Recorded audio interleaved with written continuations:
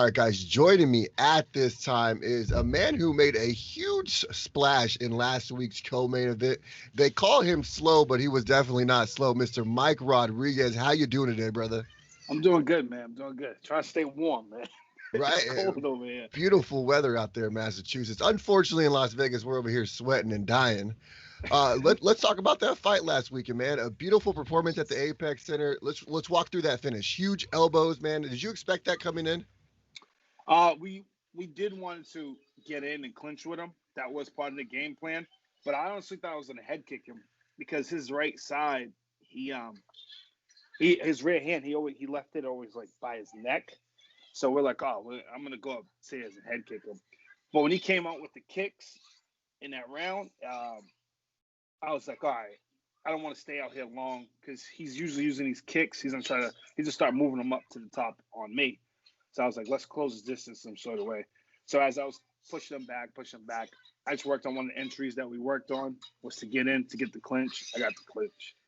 And, First victory actually in the UFC, or sorry, second victory in the UFC. First after two losses. How was that for you going in there knowing that you lost your last two fights? You know, could be a possibility with a contract being on the line. Yeah. How was that for you just going in there mentally? Well, at first, when I first got the fight, obviously you get the all the fears and everything because like the way Joe and Mays always explain to us is that at the beginning of the camp, you look at him as the big bad wolf, the boogeyman. He's the guy that's like you have all your fears, all your doubts, and everything like that at first, but through training, you develop confidence. You develop, you develop reassurance and everything that everything you're doing is right, so that on fight night you can execute everything you've been working on.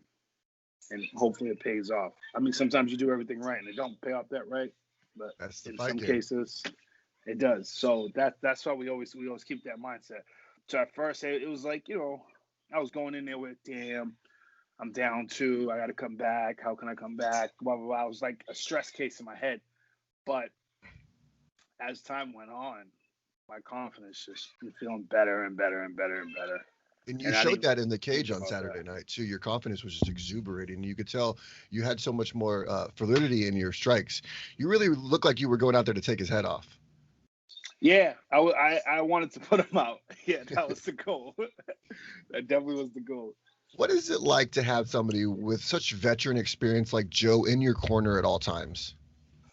It's amazing because of course, he can't he can tell you about everything you're going to experience, and he Yeah. obviously lets you experience it. But he just like the way he approaches it on a coaching aspect.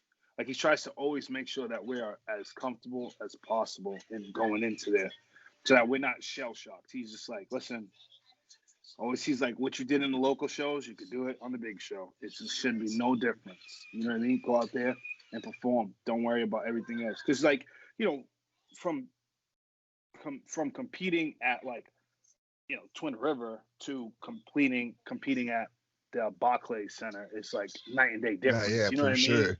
So but he always like reassures like it's the same fucking fight. Does not matter if it's right there in a local show or on a big show. It doesn't matter. It's gonna be you, him, inside of a cage with the ref. That's it. Us on the corner, our corner on the back, his corner on the back. That's it. Nothing else changes. So he always tries to keep that in mind with us. Always install that in us. So I think that's another reason why a lot of us just go out there and bang when we could fight because he always educating us on that. And man, there's nothing that nobody can throw at me that Joe can't break down. The dude's Oh, just a for sure. whiz. You know what Joe I mean? has seen literally everything throughout his UFC career. He's even been put in awkward situations where he beat his Ultimate Fighter coach and then went on and was under him in the same season like a couple of weeks later. Like Joe Yeah, Loaiza, man, he's a true pioneer of this industry and really someone to have in your corner is a good feather in your cap. absolutely. He's a man. Yeah, definitely. You don't want to go into a fight loading your pistol. You want to already have it loaded. And having Joe right Absolutely. there for you, he has everything ready. Already, always, always. Let's talk about a little bit leading up to the fight. How was it for you guys being able to train during this whole pandemic? I know it's a little looser now, but was it hard for you guys to get training partners in there? Was it hard for you to get sparring time? Dude, it was like a speakeasy. We had to like open the back It's door and shit. funny that you say that. So our gym, I do BJJ, and our Okay. gym is on a native reservation. Yep. And so we were parking all the cars on the side of the building that you couldn't see the cars, and we were all Right. walking in through the back door. So we had our own little speakeasy jiu-jitsu going on See, too. you got it. You You got it. gotta do what you gotta do, man. Dude, so like one of the things that was easy to replicate with the contenders, I mean, with the Apex fighting with no crowd and everything at the gym. Usually, it's on Saturdays. There's a fuck ton of guys there. You see Yeah. guys from all over New England that come and train because of COVID. It's been done. Joe shut down all the training, so the only thing we was able to do is just do rounds. So I would go in, do my rounds, and leave. That was it. So I'll go in and do my rounds, and it was fucking quiet as hell. No music playing, nothing. Like, we just go in there, and it would just be my corner, my Ross Levine, my sparring partner. Sometimes he'll bring his fiance with him, or and like a couple other people who would come in and grapple or whatever. But other than that, it was just So it was like 10 almost people it was top. almost a perfect simultaneous situation of what was going to happen on Saturday. Exactly. Yeah. So it was pretty cool. That's awesome, man. Especially when you have somebody like Joe there. He's like, hey, listen, we're going to make it work. All right. No matter what everyone else is saying, we'll Hmm. make it work. We'll come in through the back door. We'll get it. We'll get some rounds in. Now, fight week, you guys had to come a little earlier, didn't you? You had to do pre-fight testing for COVID. You had to pretty much sit in your hotel room until those tests came back. What was that Yep. whole thing like? I know obviously it's on a normal fight week for you. So we came in a day early. We came in on Monday. Me and Jay came in on Monday. Um, Joe and Mays came in, I think they came on Sunday. And because they wanted to see Hillary fight. So we got in, and as soon as we got in, we as soon as we got in, we got tested right away. COVID tested. They hit us with it, boom. And then it was like, all right, you're quarantined in your room How was that 24 COVID hours. test? It didn't bother me. Some people, some people can't take it. I've seen some of those people that are all squirming and shit. Yeah. I'm like, whatever. But yeah, some people go through it. But so we did the test, and then we went back in our room. We quarantined. We just hung out for a bit. Then the next day, you have to get a temp check. We have to get a temp check every single day. Smart. You get a temp check, and then they change your tag on your credentials, and then it's just to let people know that you was tested that day. So we get tested. They gave us our results. They're like, "Yo, you're good. Your temp is good. Now you can go do whatever you want." So I was able to do whatever we want until Friday. Then, like Friday afternoonish, we had tested again, and we had to quarantine till fight day. That's how it was. But the way they handled it was it's just so professional. It was like there was no hiccups, there was no hassles. It was just very straightforward. Boom, boom, boom, boom, done. Boom, boom, boom, boom, done. Boom, boom, boom. It was cool as shit. You Really couldn't have cool. asked for a better situation. The UFC is really Yeah. taking care of the fighters during this whole pandemic. Really, just Yep. being able to put on shows and having the Apex Center right there is so vital to that whole situation. Absolutely. Now you fought in twice in the Apex Center, man. Two huge wins. Let's No, I didn't. It wasn't the Apex Center before that I fought in. I fought in it, the old Tough House, the old Tough gym. oh, Yeah, okay. my So this was season. your first experience in the Apex then. Yeah, this is the first time I even seeing it. The first time when I fought in the contender series, they was just using the Tough gym. And that gym, it was dated as fuck, man. That thing hasn't been updated since the first season. We went I in could there, we were only like, God imagine. damn. Yeah, Old it ass looked like treadmills. Like, where's the power button? looked like 2004 all over again. It was like, geez. But it was cool though. It was really cool. But the Apex is like night and day difference. So yeah, Dude, that and the PI having it right there. Plus, yep. Dana's talking about they're going to start building fighter hotels, man.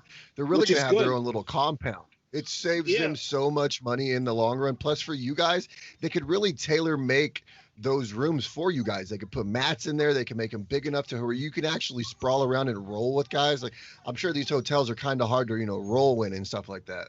yeah. It is tough, but I mean, Just gotta make it work. Exactly. That's the only thing you can do.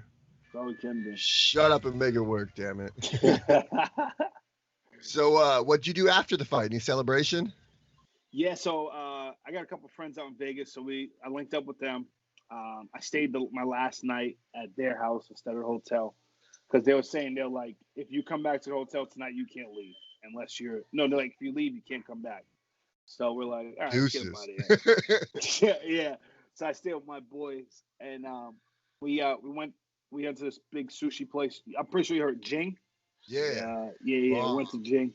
It was good. It was great. And then from there, we went back to his house and we just kicked it. So I was fucking tired, and I'm like, man, I don't be going out and shit like that.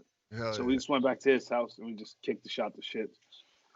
Nice, man. Yeah. So a good little way to celebrate, get your mind off of the fight. Yeah. Now, I know it's super soon, but what would you like next? I want a quick turnaround, man.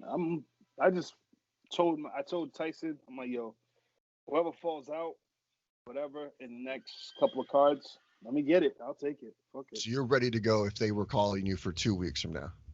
Yeah, I'm good. Like I got no injuries. My weight's down. Like I'm just chilling. I'm getting back to the gym. I took Didn't this even week look off. like you've been in a fight. I took this week off and back Monday, back in the gym on Monday. So, I gotta ask you, have you seen the meme floating around the internet of Khalil Roundtree and John Jones and you are their child? Yeah. Dude, that is great. I seen that. I was dying. I was like, holy shit, they do kind of all look alike. Yeah. Telling That's you, so man, funny. especially with your frame, you could really do some damage in this light heavyweight division, man. I'm trying. That's the plan. And right now with the pandemic, I feel like it's the perfect opportunity for guys who, if they want to stay active, you have all the opportunities in the world to stay active right now. Yeah. And then obviously, having Joe, he'll put you in the right situation, have you in the right state of mind to really take on whatever challenges ahead of you. Absolutely. Let's talk about what you've been doing a little bit on your downtime. I know you're a big Siege player. You got your computer right there. What games you been playing? Actually, all of Fight Week, I've been playing that Ghost of Tsushima, Dude, whatever it was. The Samurai. That Yeah. game looks amazing. It's fun as hell because we haven't been doing shit. We've just been sitting there chilling. So I'm like, all right, whatever. And Joe had went out for Peter Barrett, and he was telling me, he's like, yo, fair warning, it's boring as fuck. Like you ain't gonna be able to leave or do anything like that. So I'm like, all right, because usually when on Fight Week when I go out, I usually like do like a couple of touristy shit. Yeah, check out the mall, like you know what I mean. Go check out, but then this situation is like ain't none of that. So we just chilled.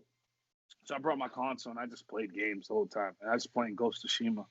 Dude, I just did that and read too. Visually, that game looks amazing. Yeah, it looks good. So when are you gonna get into some competitive Siege tournaments? Actually, I just did a charity tournament last night. I played in this charity tournament for Iron Mountain. Hell and yeah. We got you washed in our first round. We got crushed. We went down to the wire, and we just lost it. But it was good though. It was fun. It was a lot of fun. I haven't actually played like that in a while, so it was great to do that. Now you've been in the UFC for what is it now, like 4 or 5 fights now? 4 fights? I've had. You've had 5 fights in the UFC. 5 fights in the UFC now. Yeah. Have you had your I've made it moment yet? No. I just been taking it all in, like, and it also it's like it's a place where I feel like I belong, like you know what I mean, Yeah, like most so definitely. it feels like home to me. It doesn't feel like it's a shock to me or anything. It's where you should have been the entire time. Yeah, the time that I actually felt like I made it was on a Contender Series when I got the contract. After that, I just felt like I belong here. How is that feeling? Just kind of sitting in the back. You see those guys when they're sitting there, they're all super nervous, just waiting for Dana's decision. What were those kind of emotions for you going through your body at that time? It was crazy, man. I was just super excited, but I feel like I did everything right to seal the deal. And I'm like, Beautiful knockout. They still play that highlight. Yeah, I'm like, I think I got mine. And also, I compared it. So I'm season 1, and I compare like these new seasons. They got chairs in the back lined up to sit All to nice get and their shit. contracts. We was sitting on a sink. We was all just all Yeah. 4 of us sitting on a sink. If you Just go back and chilling. watch it, you're like, holy shit! They're like sitting in the break room. Well, yeah, you guys were in like that little kitchen that they had in the Ultimate Fighter. Yeah, Just chilling in exactly. there. Yeah, we were just sitting in there on the sink. Like, all right, well, I guess that's my so game. You guys we would was you guys giving would it. go meet him in the cage, correct? Yep, yeah. Yeah, I remember that a little bit. It's been so long since the Contender Series has really grown since the first season. Dude, crazy. Like I go back and look. Like when I watch the new fights now, I'm like, dude, you guys got all this cool shit. We didn't have none of this. Right? You guys were like the ugly stepchildren. Dude, for real. Now, you see these super young guys going and getting ready for the Contender Series. Do you have any advice for these guys as they go and take that trip in front of Jaina? I don't. I think the best advice you could possibly give those guys is that one, don't. You are bigger than the moment. Don't let the moment be bigger than you. If you let the moment be bigger than you, you'll get lost in the sauce, and then everything that you worked for will go right to the fucking outside the window. So focus on your preparation, focus on your execution of what you need to execute to get the contract. And always remember, you are in 2 fights. You are in a fight against your opponent, and you're in a fight against everybody else on the card that's trying to get a contract. Exactly. Not everybody gets a contract, you know? You almost got to go in there with the mindset that there's only one contract and I got to go in there and steal it. Exactly. And also, I feel like a very important thing, what everybody needs to know as a competitor, I don't give a fuck what sport you do, what you do, is that at the end of it all, like win, lose, or draw, your loved ones still love you. Exactly. Some guys they think because they didn't win and because they lost or whatever the case may be that people will fade out your life and all this shit. The ones who do, fuck them. Who needs them? They were never clearly meant they to be weren't there anyways. Exactly, they weren't there to be there. So, but the ones that's through there, they'll love you, win, lose, or draw. They don't give a fuck what your performance is. You know, They it's funny just that you will say love you that regardless of because what. I've been living by this whole motto of I'd much rather have 4 quarters than 100 pennies.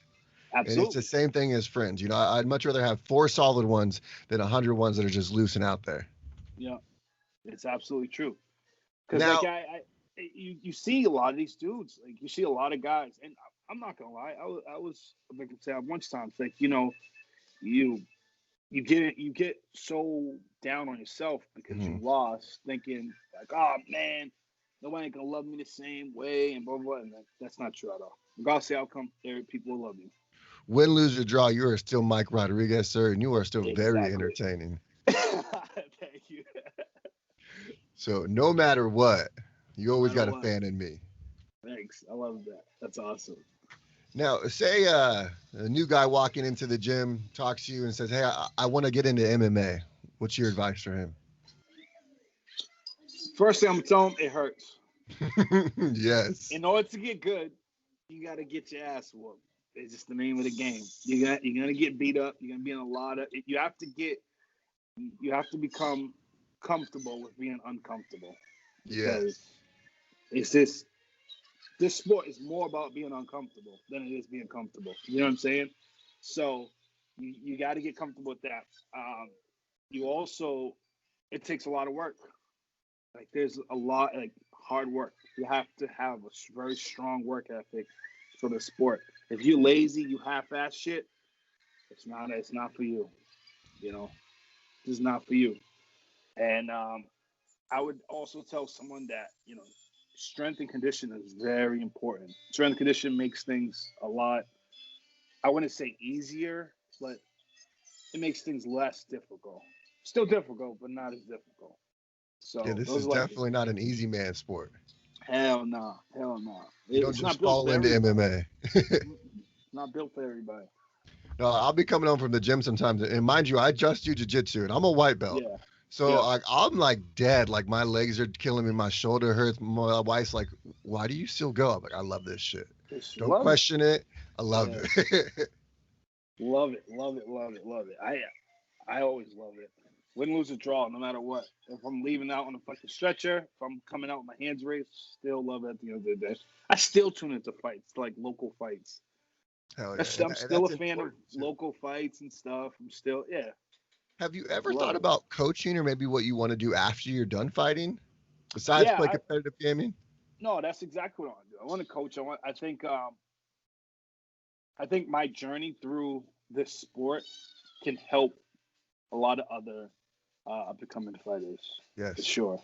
It just helps them, it's like I've been in all sorts of aspects of the sport to be like I feel like I'm becoming like an effective like the Joe Lozon, where I Mhm. can be a role model and I can help out, give advice, etc. You know, The student is um, becoming the teacher. exactly. So it's pretty good, and I mean I'm learning from the best. I'm learning from him. He's one of E- the best. You exactly. know, To have a pioneer like that is such a strong weapon in your arsenal. yeah. So but I do want to become a coach and mentor and stuff like that. Do you currently corner any fighters in the regional scene or anything like that? I've cornered some. If they ask me, I've cornered some. Most likely, I'm like more the tutor. Like Hmm. they'll have their own coaches and stuff like that, and people come like, "Yo, I seen you do this in a fight. Well, I seen you do blah blah blah," and I'll tutor them, help them out, whatever. Or if I'm walking by or whatever, and I see someone doing something, and like either they're doing it wrong or they're not sure of how to do it or whatever, I try to show them whatever. It's not even try to show them. I just be like, this is the way you're doing something. I'm not saying that it's wrong or right. You know what I mean? Because there's a million ways to do everything in the sport. Hmm. But here's another way of your multiple many ways. So just in case if A, B, or C doesn't work, you still have D, and then you got E, and you got F. You should have a bunch of things in your pocket for Yeah, those this is things like definitely that. chess, not checkers. Yeah, so I always just help people out like that. I even get some shit from like amateurs and shit. They do something, I'm like, yo, what's that? Yo, run that back. Let me see that. And, I be trying to see that. I'm like, oh, that shit's ill. And then I ask them questions too, like, can this, that, and the other? And it's so funny. They all look at me the same way, like, and I'm like, nah, yeah, man. Like, like you're gonna help me get better. It's There's funny things too that I've because learned for some like amateurs and shit that I still use to this day. yeah, Still a use lot to of this day. people don't realize that a lot of amateurs in some gyms could beat pros that you see on your biggest level right now. Absolutely. They just don't, they like it for fun or whatever. Yeah. I mentioned that once in another interview I was talking about. I was like, listen, there's a lot of gym heroes that don't get no credit because they don't want to fight at that level, but they give like a lot of us a run for our money in the gym. Like people are like, who the fuck is that guy you're sparring with? Like, don't sleep, don't sleep. He may file papers Monday through Friday, but he will whoop that ass, dude. Don't sleep. Yeah, there's Hell a yeah. lot of guys like that. That's good though. Iron sharpens iron, no matter what Yeah, walk of life they're from. yeah, Now, man, I don't want to take too much more of your time. I know it's a busy Saturday for you. You got your family there. I yeah. do want to give you an opportunity, though, to give you a shout out to your teammates, sponsors, loved ones, anyone that's really helped you along your MMA journey. Huge shout out to my man Ross Levine. He fights in Glory. He helped me tremendously throughout this camp. I did all my rounds with him. I felt bad because the man pretty much had to make his whole life around me because he didn't want to get me sick with COVID. I didn't want to get him sick, so That's we awesome, had though. to stay on each other. Yeah, that was awesome. He's the GOAT for that. Give a huge shout out to Sean Lally and Fabio Chavant. They let me train with them a couple times in Sean Lally's garage. Um, uh, give a huge shout out to Jake Manini, my Muay Thai coach, Joe Lozon, my MMA Jiu-Jitsu grappling coach, Mike Mike Perry, my strength conditioning guy, and last but not least, Not Steve that Willie, Mike my Perry. boxing coach. No, not that Mike Perry. Um, That boy yeah, is man, wild. dude, wild man, wild man, wow. We could He's go a funny whole as other shit though. 30 minutes about Mike, though. Dude, he's wild. But yeah, man. And, my wife, kids, without them, I wouldn't be able to push it, even though they drive me up the fucking wall now. But without them, I wouldn't be able to do what I'm doing. Yeah. I think I always say kudos to them to get me on this level. Yeah, they make But it easy for you to want to go in there and grind. exactly. And they gave me that extra reason because this could be days where I can be like, man, fuck that, I'm all set with this. But they motivate me to do more, to do better and shit. So That's good, man. It's good and that you have that great support system around you, not only just your fellow fighters, but also your family. absolutely friends too, man. I have great friends. My friends they help me through so much shit. Like got friends that call within, yo, blah blah blah, come scoop me. They'll be there for me. I was showered out. Love them all too. Now, have you been able to convert some of the Siege community over to MMA fans? Actually, I have. So Hell yeah. I own a Discord, and they watch the whole card. Some of these guys never even watched a fight before, and they're like, "Whoa!" Since Mike's fighting, and I know Mike, and I know he's the shit, so we're gonna watch his fights. So they Hell watch my yeah. fights, and next thing you know, they're watching the whole card. They're like, "Yo, the fight before you was really sick. The fight after you was sick." Like, next thing you know, I'm talking to them about fights. They're like, I don't know the person's name, but he fought and it was really good. And I'm like, all right. Hell yeah. But Making it's cool though. fans out of everybody. I like bringing two different communities together. For sure. That was the great thing about it. I'm a huge gamer. I don't know if you can see that, but I got my Oh, 64 my man collection got right there. classics. Okay. Yeah. No, I got all kinds of retros, man. I love retro consoles. But yeah, man. Thank you for your time today, brother. I can't wait to do this again with you, and we'll have to do it again very soon. Everybody, Mike Slow Rodriguez. If you do not check this man out on social media, you definitely need to. He's hilarious. Mike, drop your handles for us real quick. You can follow me at MRod MMA on Instagram and on Twitter, and on Twitch. I also stream Tuesdays and Thursdays at 8 p.m. Now, do you got any pro tips for us? So you got to drop a pro tip. You done dropped a pro tip every time we done an interview. You got to drop a pro tip. Pro tip: wash your damn hands, man. Wash your hands. Wash your hands. Just wear your mask. I know there's those anti-mask people that's like, nah, fuck that. Just wear it, just to fucking keep the peace and keep it moving. Like, we're all gonna get through this temporarily, but we need to work together to get through this. Yeah, we got to get just through a this moment in our life. That's your pro tip. Get the shit together, man. Yeah.